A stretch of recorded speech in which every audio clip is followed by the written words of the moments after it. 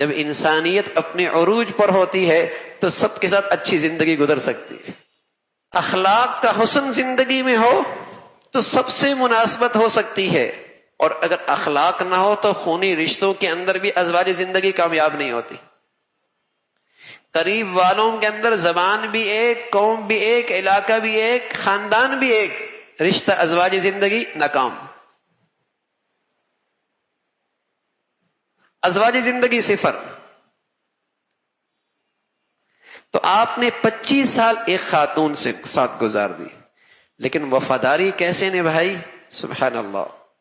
ان کا انتقال ہوگا، لیکن ہمیشہ آپ علیہ الصلوۃ والسلام اپنی اس اہلیہ کا تذکرہ بڑے بلند الفاظ میں کیا کرتے تھے، بڑی تعریف کیا کرتے.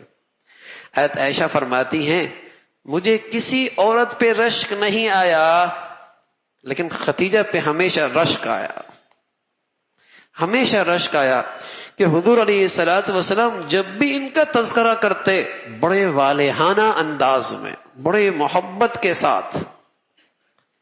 یہاں تک کہ کوئی بکری ذبح کرتے تو کہتے خدیجہ کی سہیلیوں کو دے کے آنا.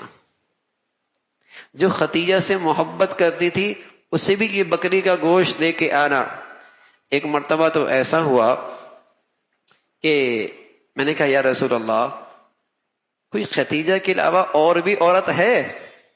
حضور علیہ الصلوۃ والسلام نے فرمایا انہا کانت وکانت، خدیجہ تو خدیجہ تھی، خدیجہ تو خدیجہ تھی.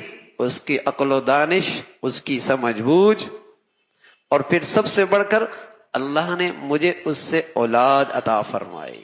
چاروں بیٹیاں آپ کی حضرت خدیجہ سے، حضرت قاسم اسی سے، حضرت عبداللہ جو نبوت کے بعد آیا جس کو طاہر بھی کہتے ہیں طیب بھی کہتے ہیں، یہ دونوں بیٹے بھی حضرت خدیجہ سے. ایک بیٹا حضرت جویریہ سے آیا، باقی ساری کی ساری اولاد حضرت خدیجہ سے آئی.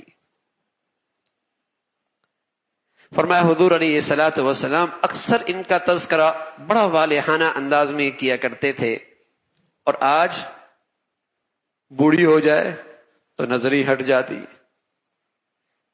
نظریں ہٹ جاتی ہیں. یہ سوچتا ہی نہیں کہ میرے گھر کی بنیاد میں اس بوڑھی ہی کا تو خون ہے، اسی کی تو محنت ہے، اسی کا تو ساتھ ہے، اسی کی قربانی ہے. لیکن بڑھاپا کیا آیا، بیچاری بیمار کیا ہوئی، اس کی نظروں کی وفا ہی ختم ہو گئی. اور کوئی نئی زندگی میں آ جائے تو اس کی ساری شکایتیں اس کے سامنے کھول دی جاتی. حالانکہ رسول اللہ صلی اللہ علیہ وسلم نے اس عورت کا اتنا خیال رکھا، جب تک یہ تھی آپ کی زندگی میں کوئی اور عورت نہیں آئی. جب تک یہ تھی آپ کی زندگی میں کوئی اور عورت نہیں آئی. حضرت عائشہ فرمانے لگی ایک مرتبہ میں نے کہہ دیا یا رسول اللہ، ہوا کیا کہ میرے گھر میں حضرت خدیجہ کی بہن آئی، حضرت حالہ، وہ آئی.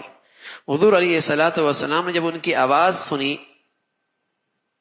سنی تو آپ کا چہرہ کھلنے لگا.